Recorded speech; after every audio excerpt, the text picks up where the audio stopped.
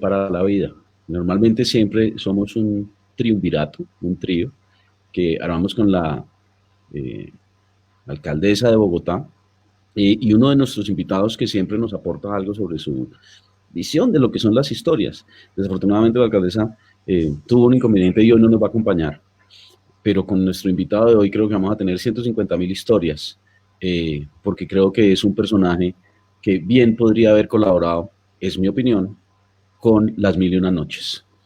Si, si hubiera la posibilidad de que alguien hiciera una nueva versión de Las Mil y Una Noches, que después, es cierto que también lo hizo Robert Louis Stevenson después, sin duda alguna, uno de mis candidatos para que aportara en estas nuevas versiones de Las Mil y Una Noches, será nuestro invitado de hoy, el señor Don, no sé cómo llamarlo, referencia de infancia, de adolescencia, de adultez, una visión sobre la realidad, una forma de narrar muy especial del señor Juan Gosaín.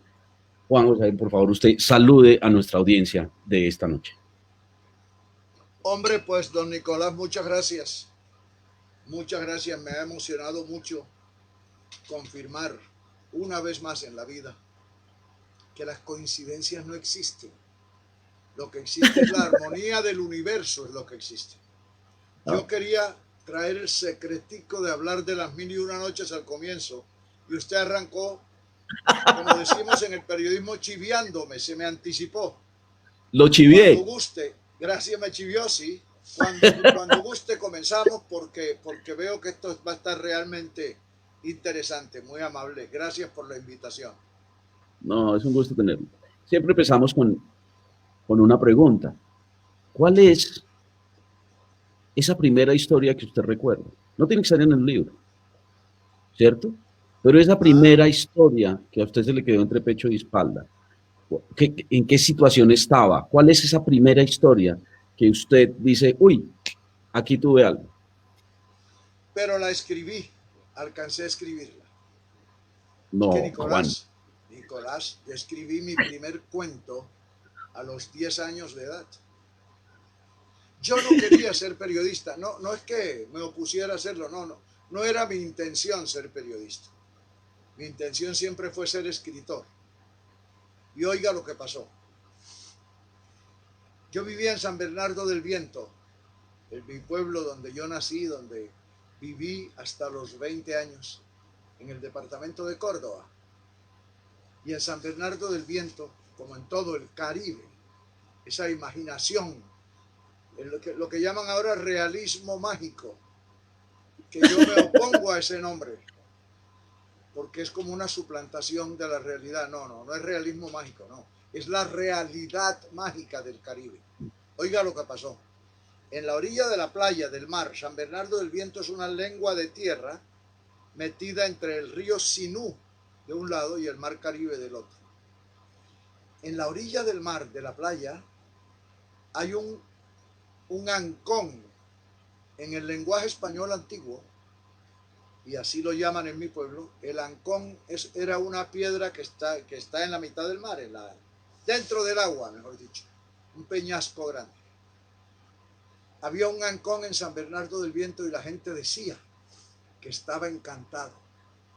Allí era donde los piratas de la época colonial escondían los tesoros que se robaban en Cartagena, que queda muy cerca de mi pueblo. Queda 4 horas, 3 horas por carretera.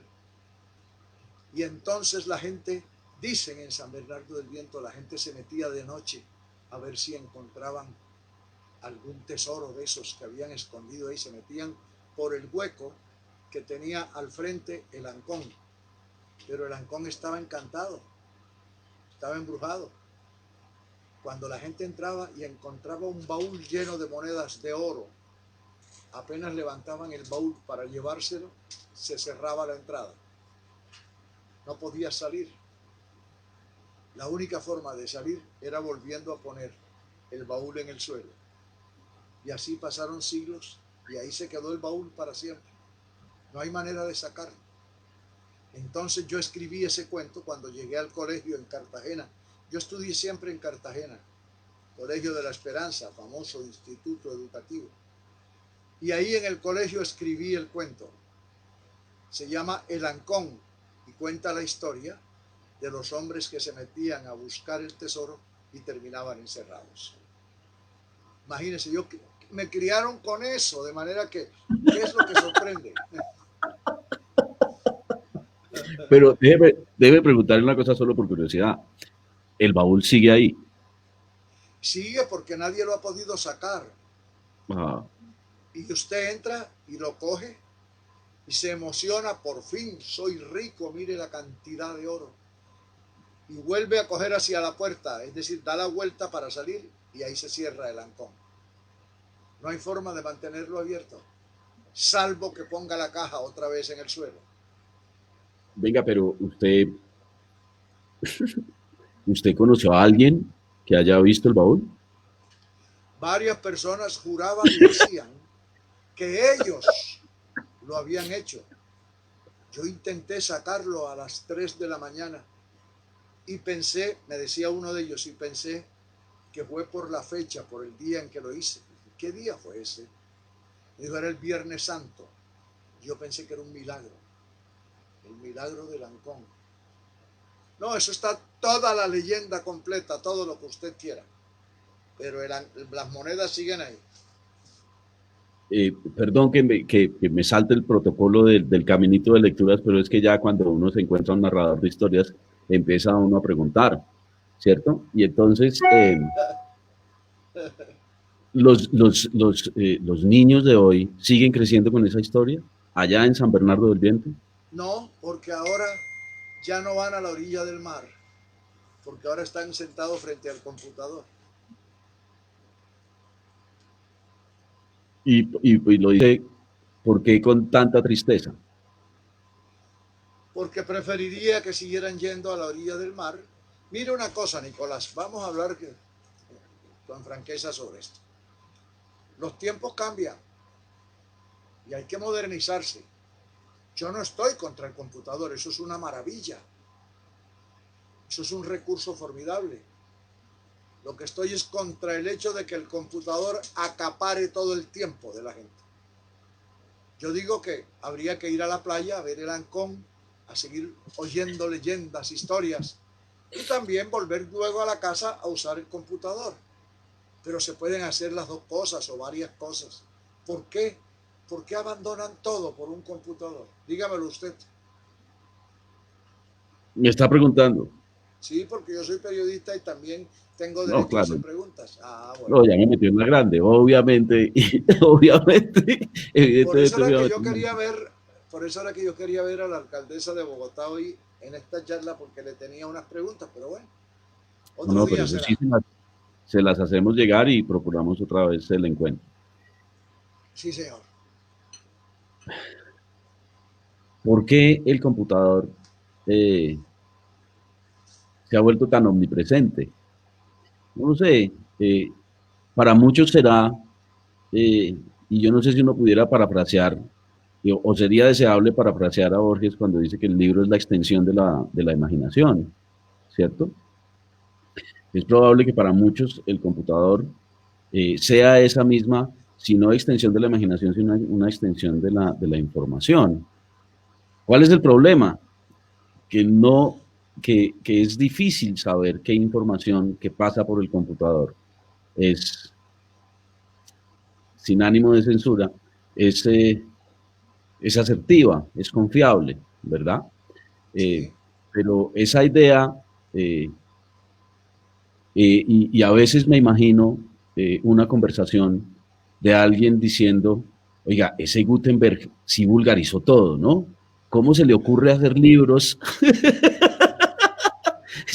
Eso vulgarizó todo ese acceso a la información. A veces pienso que estas conversaciones que tenemos alrededor de una ventana tan enorme como esta puede pasar por ahí, pero sin duda alguna es uno de los grandes retos, sin duda alguna es uno de los grandes retos del mundo de hoy, es saber cómo esta ventana que se abre a través de los computadores construye, ¿cierto?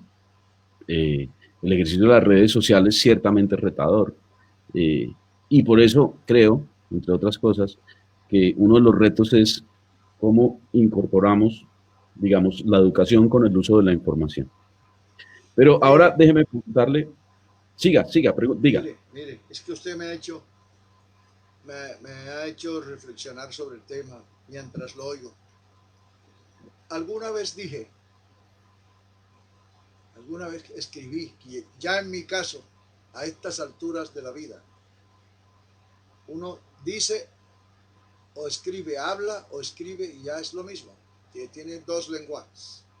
Ujú. Una vez dije que acariciarle el lomo a un libro solo es comparable con el placer de acariciar el de una mujer. Ahora acaríciele el lomo al computador para que vea lo que es eso.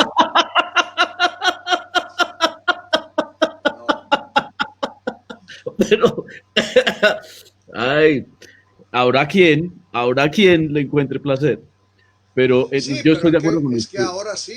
ahora sí, porque cada día hay más libros, cada día se consiguen más libros, eso le facilita a la gente el acceso al libro. Digo, el hecho de que esté en el computador, de que cada día haya más libros en las máquinas, le facilita a la gente el acceso al libro y eso está bien, pero que no reemplace al libro, que Estoy no de lo acuerdo. elimine, es lo que me parece. Perdóneme. El acto de leer. Esa es la primera historia que usted tiene entre pecho y espalda. Pero dígame una cosa, eh, cuando usted lo cuenta, uno alcanza a ver a Juan Gosaín de 10 años, así lo haya escrito en Cartagena, en esa costa de San Bernardo del Viento, imaginándose y renarrando esta leyenda. Pero ¿a usted quién le enseñó a leer? ¿Quién me enseñó a leer?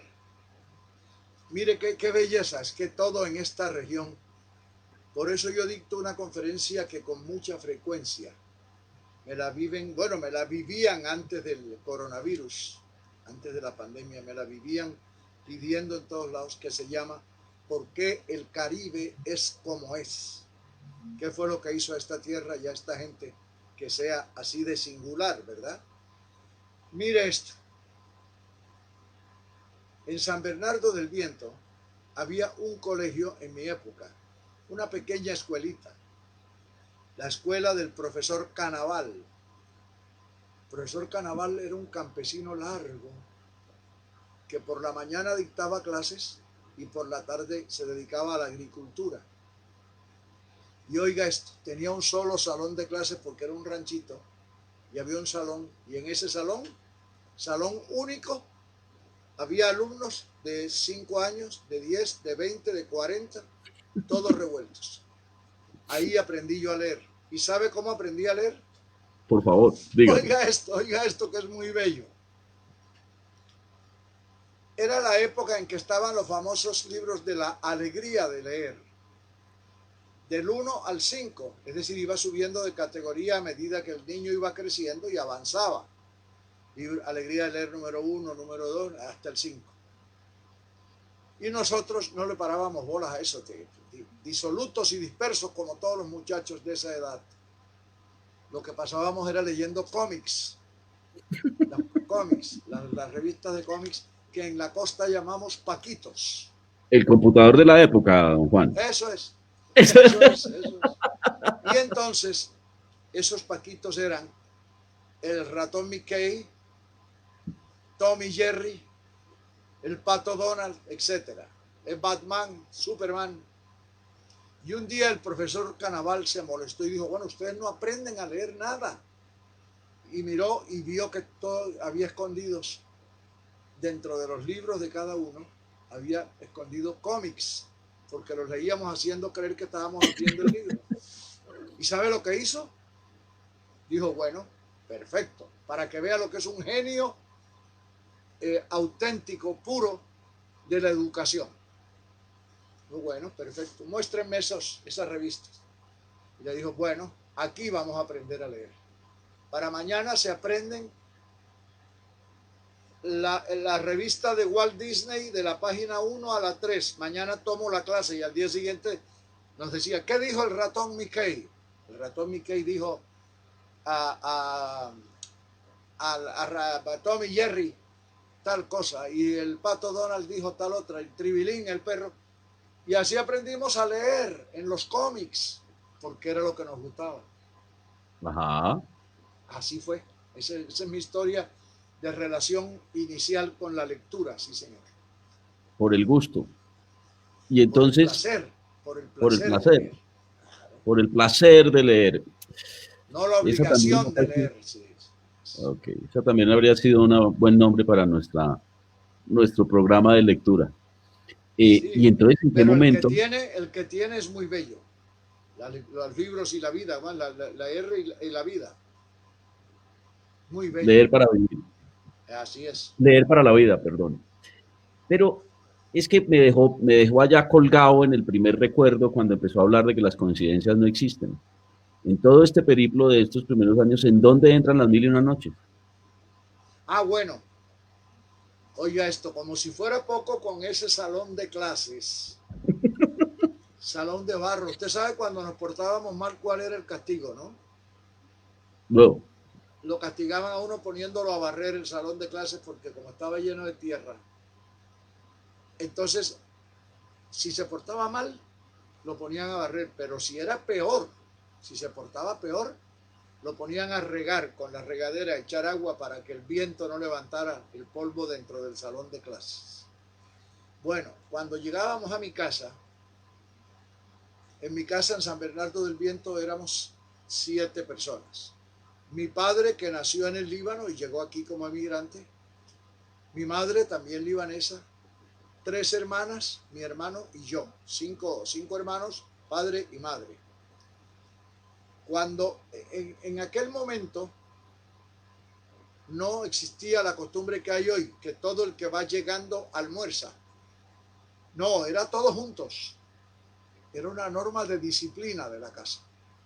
Si faltaba uno, los demás se sentaban en la sala a esperar que llegara. Cuando llegaba iban todos al comedor. Comedor en el patio, porque en el Caribe las casas tienen el comedor adentro, en un salón, muy bello, un comedor elegante, pero no lo usan, porque el calor no se lo aguanta a nadie. El comedor de comer de verdad está en el patio, debajo de un palo de mango. Ahí estaba el de mi casa, debajo de un palo de guayaba. Y entonces nos sentábamos todos. Y mi padre se ponía en la cabecera, que era su sitio, y todos los días nos leía un cuento de las mil y una noches antes de empezar a almorzar. Ahí oí yo la historia de Aladino y la lámpara maravillosa. Ahí oí yo todas las historias de la literatura árabe. Alí Baba y los 40 ladrones. Todo eso lo oí ahí. Imagínense, el hecho de que a mí me encante la lectura en consecuencia. Si me enseñaron a leer con las tiras cómicas y me leían un cuento de las mil y una noches todos los días en la casa, no tiene ningún mérito que a mí me guste la lectura. Era obvio que tenía que gustarme eso. y al frente además tenía esta piedra mágica y Ah, esta bueno, y forma, el ancón. y el ancón.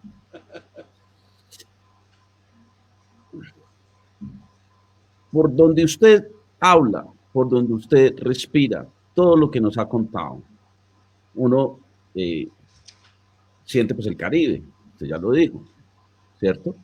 Sí, Uno siente... eh, quiero devolverme solo para una cosita. Su papá además le leía con el mismo mecanismo de Sherezada, es decir, siempre los dejaba pendientes del siguiente cuento. pero claro, claro, nos despertaba el interés del que venía al día siguiente. Y entonces, adicionalmente, óigame esto. Mi padre, bueno, cuando yo tenía como 10 o 12 años, recuerdo una historia que explica mejor que yo lo que yo iba a decir. Estaba mi padre sentado, como siempre, con un taburete de madera, recostado a la puerta de la pequeña tienda que tenía en San Bernardo del Viento. De eso vivíamos. Y una señora que se llamaba la señora Brunilda Morelos llegó y le dijo: ay, don Juan, yo me acuerdo cuando usted llegó a este pueblo. Cuando usted llegó no sabía ni saludar en español. Y mire cómo habla ahora de bello. Mi papá le dijo: mire, señora Brunilda, El asunto era peor que eso. El asunto no era que supiera saludar o no, porque el alfabeto suyo, A, B, C, D, es igual al de un gringo o un alemán o un francés, pero el mío árabe no es igual. De manera, señora querida, que cuando yo llegué aquí, yo no sabía si la letra O era redonda o cuadrada. Me tocó aprender todo eso, le digo. ¿Sabe cómo lo aprendió? ¿Sabe, Nicolás? Dígame. Que es una historia que a mí todavía me conmueve. Lo aprendió en esa silla que le digo, recostado, taburete de cuero, leyendo el diccionario de la lengua española. No como lo leemos usted y yo, consultándolo para buscar el significado de una palabra, no. Como quien lee una novela, como quien lee Las Mil y Una Noches, descubriendo mundos, universos, el fascinante mundo de las palabras. Mi padre lo leyó de la A a la Z, se dispuso a hacerlo. Una tía mía, Saide Hatim, casada con mi tío Moisés Gosaín, se lo quedaba viendo y decía, se va a leer ese librón así grueso, se lo va a leer entero. Cuando llegue a la H está loco. Imagínese leerse todo eso. Y se lo leyó todo. Y usted hubiera oído a mi padre hablando el lenguaje que hablaba al final de sus días. Por eso, por esa razón, el día que yo ingresé, hace 25 años ya casi, como miembro de la Academia Colombiana de la Lengua, dediqué mi discurso a mi padre, porque él fue el que me enamoró. Él me presentó el idioma castellano, me presentó el diccionario, me presentó el lenguaje, me hizo amigo de las palabras. Viéndolo a él, yo me enamoré del idioma. ¿Sí? ¿Sabe lo que tengo aquí a mi espalda? ¿Está viendo esto? ¿El Caro y Cuervo es el diccionario de uso? ¿Cuál es? Ese es el diccionario de construcción y régimen de la lengua castellana por Rufino José Cuervo, nada menos. 12 Exactamente. tomos. Dígame una cosa, usted que es bogotano y que trabaja allá, explíqueme algo que nadie ha podido explicarme. En mi admiración, me hago esta pregunta. Rufino José Cuervo era el gerente de una fábrica de cerveza que su familia tenía en Bogotá en el siglo XIX. Oiga, ¿cómo hizo un señor que tenía que cuidar una fábrica de cerveza en una época en que no había un computador para consultar y que no había nada que mirar? ¿Cómo hizo para hacer la tarea que hizo de un diccionario de 12 volúmenes en el que enseña no solo lo que significan las palabras, sino la forma de escribir la frase? Admirable. Caro y Cuervo son los dos grandes nuestros. Perdóneme que me extendí, pero aquí, a mis espaldas, está mi colección de 125 diccionarios. Ese es mi amor por la lengua. Ahí está todo correcto. Ahí hay lo que usted menos se imagina de diccionarios. Porque claro, si aprendió a leerlo como si fuera una novela. Así es. Miércoles, ¿será que la J termina apresando a la W? Y yo, perdón que me meta yo también, pero también soy, no tengo una colección tan grande, pero soy un gran admirador también de los diccionarios. Y hay uno que me llama la atención, que es el de las autoridades, que es como el Diccionario de primer diccionario. autoridades. Sí, señor. Diccionario de autoridades de la lengua española. Sí, señor. Pero es que hay lo que usted quiera, ¿sabe? Le voy a mencionar algunos nombres de los que yo tengo ahí a mi espalda. Hay uno que yo digo que eso no es un título de un diccionario. Ese es el título de una novela. Se llama, oiga esto, Diccionario de Palabras que ya no se usan. ¡Qué belleza!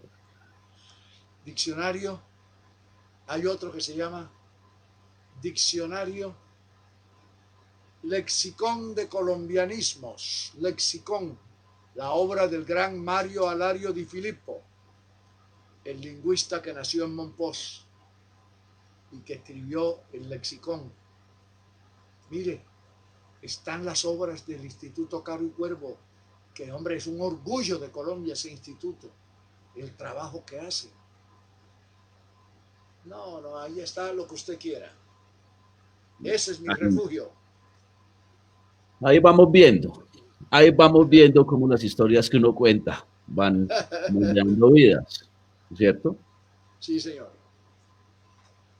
Ahora sí retomo lo que le decía antes. Bueno, usted está, todo lo que cuenta está mediado, digamos, por un inmigrante libanés que llegan justamente a la costa, eh, eh, casi parafraseando pues a los 100 años de soledad, 100 años de soledad, en donde el conocimiento llegaba desde el exterior a este Macondo encerrado. Mejor dicho, usted respira Caribe por todas partes, Sí, ¿cierto? señor. ¿Por qué irse de la costa y venirse para Bogotá? ¿Qué fue lo que pasó ahí?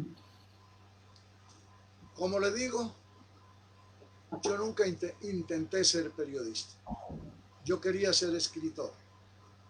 Cuando terminé bachillerato en Cartagena, mi familia no pudo pagarme los estudios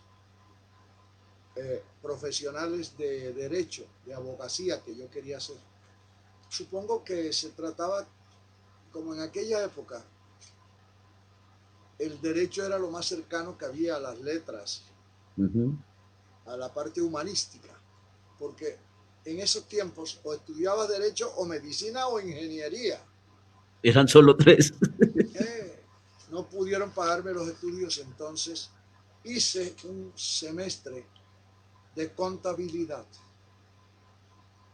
No voy a decir pretenciosamente que me gradué de contador público juramentado, no, no, no. Auxiliar de contabilidad, tenedor de libros. Cuando terminé, un primo mío, Antonio Gozaín, me dio trabajo en San Bernardo del Viento en su empresa, que era el molino de arroz que es el producto de la región, molino de arroz 3 estrellas. Yo era el que llevaba la contabilidad allá en la arrocera. Y un día comenzaron a pasar en el pueblo unas cosas tan increíbles que me senté y las escribí en la máquina de la arrocera. Mírela ahí, ahí está detrás mío la máquina, me la guardaron y me la trajeron el otro día. ¿Dónde está mi máquina? Ah, ya la vi, cuidado con mi máquina, una reliquia. Entonces escribí esas historias y El Espectador era el único periódico que llegaba en esa época a San Bernardo del Viento. Con 2 y 3 días de retraso, pero llegaba. Y entonces yo busqué en El Espectador la página editorial donde están los directivos del periódico. Entonces, y ahí estaba la dirección, decía director Guillermo Cano, carreras, avenida 68, número tal y tal y tal, Bogotá. Puse mi crónica, yo no sabía que eso se llamaba crónica. Puse mi escrito en un sobre y se lo mandé al señor. Como a los 10 días vino un señor que era agente vendedor, de los que iban de pueblo en pueblo con una maleta vendiéndoles productos de las fábricas a los tenderos, a los comerciantes. Un señor que vendía jabones de la jabonería Lemetre de Cartagena. Ajá. Y le dijo a mi papá: lo felicito por su artículo de hoy. ¿De qué me está hablando usted? Su artículo en El Espectador. Y yo: ¿qué? Ahí dice Juan José. Yo: debe ser mi hijo. Me mandaron a buscar a la Rosera y yo fui y les aclaré: sí, yo mandé eso al Espectador. Seguí en esas y al cabo de un año me llegó del Espectador un pasaje de avión para que me fuera a Bogotá. Y óigame esto, yo dije: no, no voy, tengo nada que ir a buscar a Bogotá, yo vivo feliz en este pueblo, estoy tranquilo. Y mi madre y mis 3 hermanas, las mujeres de la casa, comenzaron a decirme: pero ve, no desaproveches esa oportunidad. Un día mi madre me dijo una frase muy bella: ve y pruebas, te quedas un mes. Si no te gusta, te devuelves aquí a seguir haciendo lo que estás haciendo en la Rosera y así conoces Bogotá. Y dije, oiga, ¿verdad? Después supe que a espaldas mías ellas lloraban pensando que yo me iba a ir. Pero querían, era mi bien, que yo me abriera camino. Y fui por un mes. Llegué a Bogotá el 4 de septiembre de 1969, hace Mm. 51 años. Fui por un mes y aquí estoy todavía en eso. Aquí estoy en las mismas. Y venga, eh, en el primer conversatorio que tuvimos, en el que le hicimos a la alcaldesa preguntas similares, decía que una de sus experiencias, uno de sus recuerdos más grandes, es que en una pequeña biblioteca, debajo de una escalera, empezó a leer eh, un libro ahí que se llama Cien años de soledad. Ah, un librito ahí sí. Sí, La una mejor cosita ahí. novela que se ha escrito en español después del Quijote. Después del Quijote, la mejor. Yo le firmo con gusto abajo en esa declaración. Gracias. Eh, y dice que fue la primera vez que tuvo la sensación de un relato colombiano, ¿sí? Que fue la primera vez que tuvo la relación de, de eso que uno como que no entendía, que es Colombia, la gran metáfora de Colombia. Yo voy a decir un poco lo mismo, robándome la anécdota de la alcaldesa, que para mí Colombia pues eran frío, eh, tejas de barro, ¿cierto? Pues unas montañas, una ciudad más o menos gris. Y cuando le dicen años de soledad, yo dije, pero esto es un... ¿Quién? Y las descripciones, además, que hacen de los cachacos, es como que, no, tal vez me gustaría ser más, me gustaría estar más del lado de allá. Eh, Ahora quiero como invertir el relato, ¿cierto? Usted se trajo el Caribe, cosa que yo pues siempre he agradecido la inmigración, o sea, todo el Caribe en Bogotá me parece que lo hace mejor, tan simple como que lo hace mejor. Pero ¿cuál fue el choque para usted entre ese Caribe, esa forma de contar historias y la cultura, digamos, bogotana? Y por cultura no me refiero, digamos, a la alta cultura, sino al encuentro que tuvo con Bogotá. Nunca he olvidado el primer día, porque fue un choque, como usted acaba de decir. Esa es la expresión exacta. Fue el colapso de dos mundos. Óigame esto.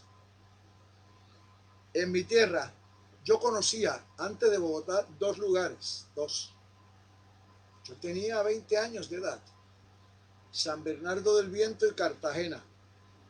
En Cartagena estudiaba, San Bernardo del Viento iba de vacaciones, allá nací, conocía esos dos lugares. En ambos, un solazo todo el invierno. Otro solazo todo el verano, más todavía. Imagínense la luminosidad del día, como dicen en el Caribe con un término castizo, antiguo y bello, la luminancia del día. Y llego a Bogotá y estaba cayendo el aguacero del año, 4 de septiembre 1969. Y los señores del Espectador me esperaron en el aeropuerto, mandaron sus emisarios, me esperaron, subimos las maletas al carro del Espectador y me llevaron para el centro a dejar la maleta en el hotel y a seguir para el periódico. Cuando empiezo a ver aquella ciudad con tanta gente,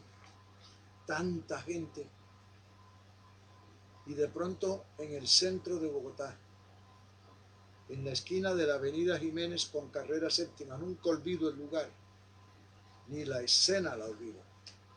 Veo que había una niñita, una niña, 6 años, algo así, 7 años, parada en la esquina bajo el aguacero, empapada, llorando. Y a mí aquello me causó un estremecimiento. Yo dije, caramba, por Dios, una niña de esa edad sola en esa esquina. No hay un adulto con ella. ¿Qué estará pasando? Esta ciudad es muy rara. Me impresionó terriblemente. Ahora bien,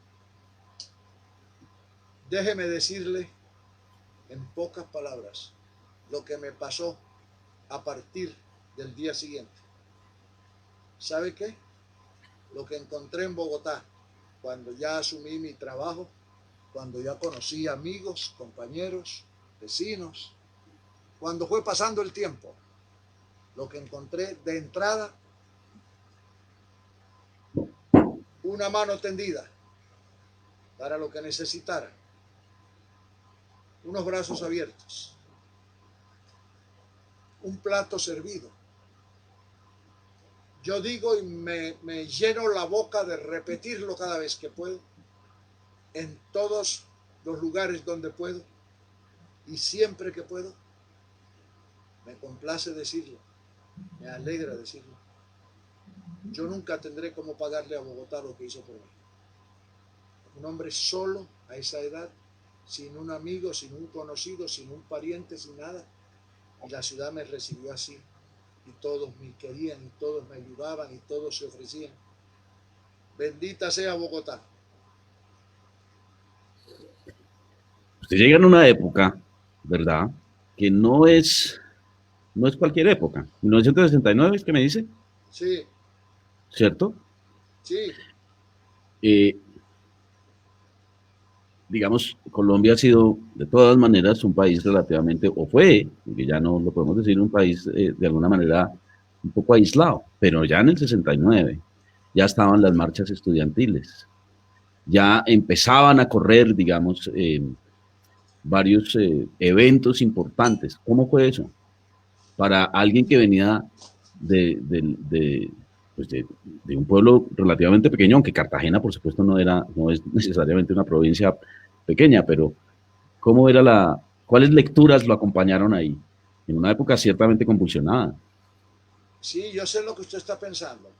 En la elección presidencial de 1970, aquel lío famoso de la elección Misael Pastrana, General Rojas Pinilla, de todo lo que pasó. Hace ya 50 años se acaban de cumplir. Mire, mire, nunca vamos a hablar con el corazón en la mano. Nunca, ni siquiera en aquella época que usted menciona muy apropiadamente como un ejemplo, ni siquiera en aquellos momentos vi yo lo que estoy viendo hoy. Hmm. La enemistad, el encono, el odio entre la gente. Es que oiga una cosa, Nicolás, los colombianos llevamos 8 o 10 años diciendo que el país se polarizó. Esa es una palabrita decente para ocultar la realidad. Un El eufemismo. país lo que está es enloquecido. Los colombianos ya no hablan, pelean en cualquier circunstancia. Ya no discrepan, ahora se insultan. Mire, yo he visto ese episodio. Antes iba uno a un velorio. Hombre, se murió un vecino de la casa. Pasaba uno a dar el pésame, ¿verdad? Y se sentaba al frente del cadáver un ratico a hacer la visita y conversaba con los vecinos. Ajá, ¿qué ha habido? Ahora llegan al mismo velorio ahora y se sienta y la primera pregunta que se hacen es, ¿tú eres uribista o santista? Y arranca la pelotera y el pobre muerto, bueno, y estos se volvieron locos, dice el muerto. ¿Cuándo es que vamos a entender? Sobre todo en estos días precisos, ¿cuándo es que vamos a entender que con todo lo que nos ha ocurrido y encima con esta pandemia, con esta crisis, con lo que se nos viene socialmente, en materia socioeconómica, el desempleo, el hambre, la angustia, ¿cuándo vamos a actuar unidos? ¿Cuándo nos vamos a entender? Yo no digo que no discrepemos, porque eso sería estúpido. Yo no digo que todos pensemos lo mismo. Lo que estoy diciendo es que tratándose del país, ¿por qué no nos unimos? mm. ¿Por qué no luchamos conjuntamente? ¿Por qué no unimos fuerzas? ¿Por qué no? ¿Por qué seguimos creyendo que todo el que no piense contra mí está contra mí? Todo el que no crea como yo es mi enemigo. ¿Le puedo decir algo de sinceramente? Yo quería ver hoy a la alcaldesa, a la doctora Claudia López, porque quería hacerle unas preguntas como esa. A ella, y aspiro a que cuando vea al presidente Duque, ojalá en una entrevista pública también se las pueda hacer. Y a los gobernadores, los alcaldes, los senadores, los ministros, por Dios, el país ya no da más. Todo eso comencé a aprenderlo en la fecha en que usted dice. Recién llegado a Bogotá, con los hechos que ocurrieron a partir de comienzos de 1970, sí señor. Usted ya ahí ya estaba ejerciendo como periodista. ¿Ya hoy qué? Ya en ese momento estaba ejerciendo como periodista y trabajaba en El Espectador. Claro, claro, yo cubrí la elección del problema, la elección presidencial del año 70 para El Espectador, sí señor. Le voy a hacer una pregunta un poco irrespetuosa, pero Ajá. es porque usted me dio pie, digamos, que dice que aún en esa época, ¿verdad? No había la rabia, el odio de ahora. Y usted ha sido pues testigo eh, de todo ese proceso, ¿cierto? Y lo hizo como periodista y narró al país, Claro. literalmente narró al país. Eh, Déjeme preguntarle así, ¿en dónde se jodió la cosa? Mire, cuando, cuando empezamos, cuando empezamos, todo el comienzo, todo empieza, porque empezamos a tolerar la corrupción. Todo empieza porque fuimos permisivos desde el comienzo con la corrupción. Mire, Nicolás, yo espero que los colombianos no nos equivoquemos. El peor virus que hemos tenido en estos muchísimos años no es el coronavirus, es la corrupción. Es la podredumbre de los dirigentes, de los gobernantes, de los empresarios privados, de los gobernantes nacionales, locales, regionales, de la propia gente. La gente se volvió tolerante con la corrupción. Parece normal. El ladrón, el que saquea al Estado, está produciendo admiración. Óyeme, fulanito, ¿cómo es de vivo? ¿Viste que Mm. se hizo rico? 5 meses en el cargo y se hizo... ¿Eso es ser vivo? No, que yo sepa, eso se llama ladrón. Nos volvimos tolerantes con todo eso y la corrupción fue generando el odio, la intolerancia, la agresión, fue eliminando la fraternidad, eliminó la hermandad.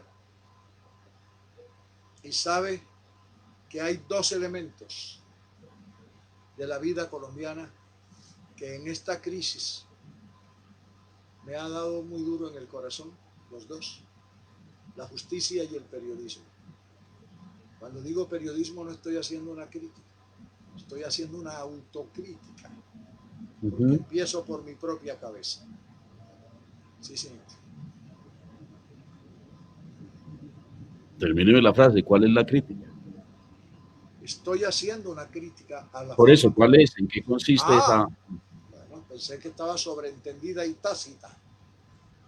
Mire, parezco mi papá hablando español. Sobreentendida y tácita.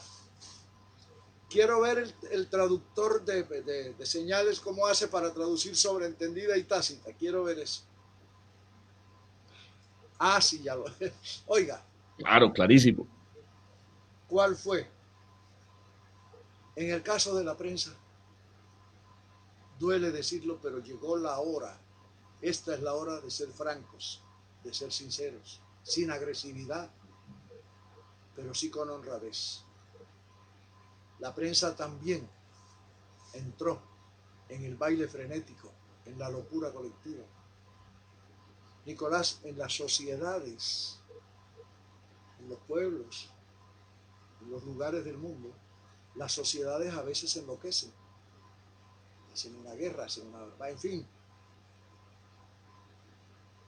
la prensa siempre sirvió para orientar, para evitar conflictos. Pero si en el manicomio se enloquece el paciente y también se enloquece el guardián del manicomio, que es la prensa, entonces, ¿qué nos queda? La prensa se enloqueció, la prensa asumió partido por razones económicas, de interés económico, o por razones políticas, o por razones sociales. La prensa asumió partido. Y lo que es tan triste como eso es que la justicia también.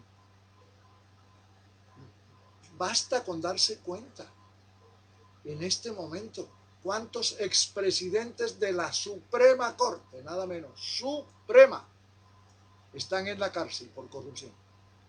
¿Cuántos están huyendo? ¿Cuántos magistrados se fueron para el exterior huyendo?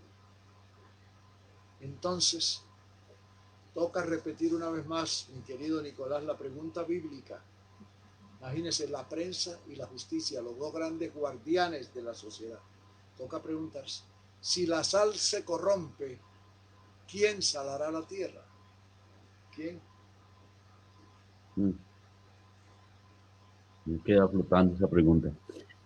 Juan, usted me dio solo una hora de entrevista, así que me quedan dos preguntas para hacerle. Le prometo que se las contestaré brevemente. No, usted, mire, usted es el que no tiene tiempo, por mí yo de verdad, con toda sinceridad le digo, me quedo oyéndolo tranquilamente. Hablamos de que usted había sido testigo, ¿cierto? Además en un doble papel. Sí, El del periodista, también el del novelista, sí, ¿cierto? sí, sí, Narrando sí. eventos de una Colombia convulsionada en medio de unos acervos culturales y una influencia que se nos mete. No, no quiero ahondar en eso, pero sin duda alguna, usted, como decía antes, ha narrado el país. 3 días, 3 noticias, 3 eventos que se le quedaron entre pecho y espalda en ese ejercicio periodístico. Que no pudimos contar Sí, o que no he podido olvidar. que se le quedaron metidos, ¿cierto? Ahora, si usted me va a decir que me va a contar una cosa que no ha contado antes, fantástico, o No, que no no, pudo no. contar. No, porque si no la he contado es por razones poderosas y no voy a violar eso ahora. Mire, les voy a contar cómo ha sido, mejor dicho, me da usted la oportunidad de ejemplarizar, poner unos ejemplos de lo que acabo de decir en el tema anterior. Cómo se fue enloqueciendo el país. ¿Sabe por qué? Porque les voy a mencionar hechos para mí inolvidables, buenos y malos. Entre los malos, los horrores, por ejemplo, de los asesinatos que inició el narcotráfico en Colombia en los años 80. El asesinato de Luis Carlos Galán. Luis Carlos era mi amigo, mi colega. Él era el subdirector del Tiempo cuando yo estaba en El Espectador. Luis Carlos es el mejor colombiano de mi generación. Ese domingo de Soacha, por Dios. Pero también tengo una formidable noticia para que usted vea cómo ha sido el país así. Ahora es cuando ya no es sino solo así. A mí me dijeron, yo sabía que la revelación del nombre del ganador del Premio Nobel de Literatura se acostumbra a hacer cada año a mediados de octubre, o el primero o el segundo jueves de octubre. La Academia Sueca anuncia el ganador. Y me dijeron, estate pendiente porque García Márquez lo están mencionando allá en Estocolmo. Cuidado. Yo trabajaba en Caracol Radio, pero mi turno empezaba a las 12 del día. El segundo jueves me fui para Caracol a las 6 de la mañana. Todo el mundo, ¿usted qué hace aquí? Nada, aquí viendo a ver. y me paré al lado del teletipo, que era el computador de la época, ¿se acuerda? Donde llegaban todas las noticias. Los teletipos, sonaba un campanazo cuando había una noticia extraordinaria. Y sonó el campanazo. En el tercer piso, si no estoy mal, de Caracol.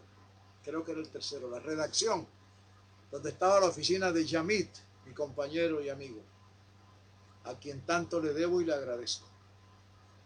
Y sonó el campanazo y yo corrí para la cabina del teletipo y ahí estaba. Atención, el colombiano Gabriel García Márquez acaba de ganar el premio Nobel de Literatura y yo salí corriendo para la cabina a transmitir la noticia, la primicia. La cabina estaba en el 7º piso. Subí 4 pisos, yo Caribe en Bogotá con esa altura.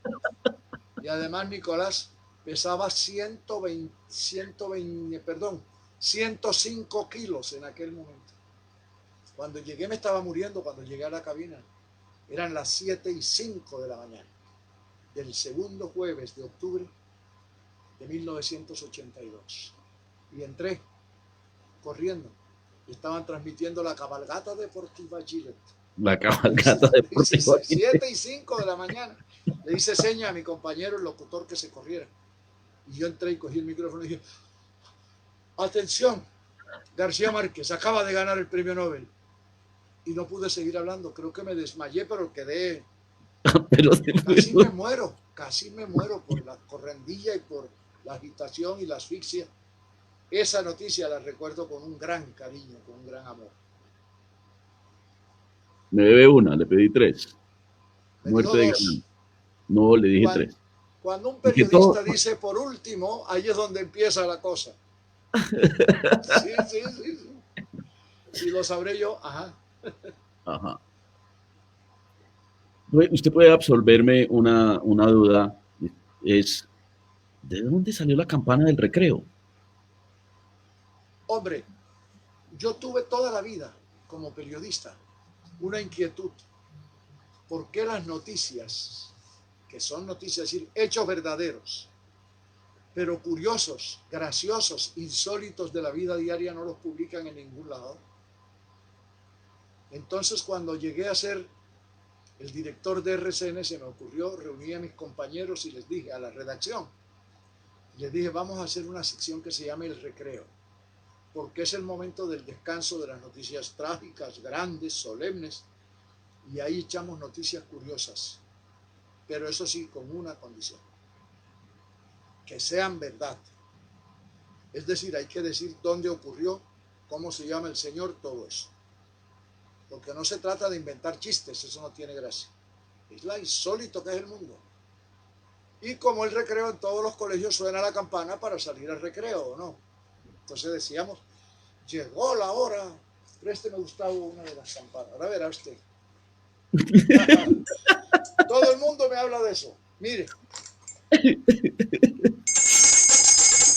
Recreo.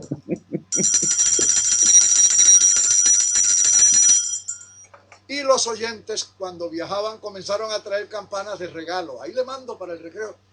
Hay alrededor de 200 campanitas de esas en una vitrina museo en la redacción de RCN en Bogotá. Ahí está el Museo del Recreo, se llama. A mí me emocionó porque ahí salieron unas noticias sensacionales, estupendas. Todavía hay gente que se acuerda de hechos del recreo, sí señor.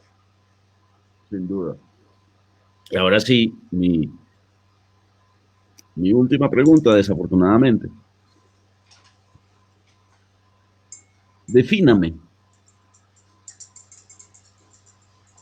Leer para la vida. La vida. La vida es como un libro. La vida tiene páginas que van pasando. Hoy ocurre esto, mañana viene un hecho nuevo.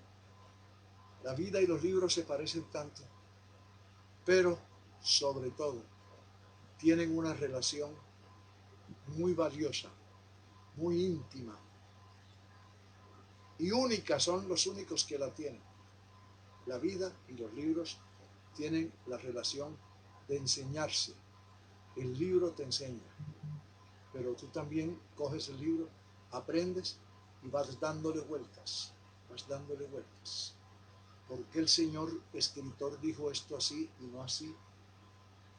Es decir, el libro te entrena para la vida, entrena tu imaginación, entrena tus posibilidades, te mueve el cerebro, tus neuronas funcionan. Un libro es una fantasía de la vida, por eso. La vida y el libro, déjeme decirle esto que yo lo creo sinceramente, Nicolás, déjeme decirle esto como gran conclusión. La vida y los libros son la misma cosa. Muchas gracias. De verdad, esa última frase, sencilla. Me quedo con una cosa, don Juan. Con su papá, leyendo el diccionario como una novela, Sí, señor. entendiendo el castellano. Asumo, como usted lo dijo, por ese amor y cuidado por el castellano y por la forma como usted se expresa, cuidando el castellano, aún describiendo hechos difíciles, a lo horrible de la realidad, la belleza del lenguaje. Me quedo con esa historia de cómo somos lo que narramos. Y en usted, yo no conocía la historia de su papá. Ese amor por el castellano se le nota en cada expresión que tiene. Y yo le agradezco además que sean sus palabras las que han descrito el país en momentos dulces, en momentos buenos y en momentos difíciles. Quizás haga parte de lo que usted también critica de la forma como nos expresamos. Y cómo hemos perdido de alguna manera la idea de que el lenguaje también cambia el mundo. También lo dota. Y no en vano. Y se me quedaron como 45 preguntas entre la mochila sobre García Márquez y 100 años de soledad. Pero es que creo que si empezamos con una, usted me va a regañar. Así que yo simplemente le quiero de verdad agradecer, porque de eso se trata. Las historias que usted contando, que usted ha venido contando, como hicieron una visión de Colombia, de sus tiempos, del tiempo que le toca vivir, del sitio desde donde los mira. Así que, de verdad, todo mi agradecimiento y despida a usted este encuentro. Déjeme decirle esto. Quedo a sus órdenes cuando quiera. Me encantan estos diálogos. Esto no es una entrevista, esto es una conversación. Sin duda. Esto es una cháchara. Esto es una carreta agradable. Una parranda vallenata. Exacto, la parranda del lenguaje. Yo le quiero decir eso, cuando usted guste, estoy a sus órdenes. Con todo mi placer. A usted, a los que constituyeron nuestra audiencia, a todos, a Laura, nuestra amiga que organizó el evento. Muchas gracias y estoy siempre a la orden y solo quiero despedirme diciendo una cosa.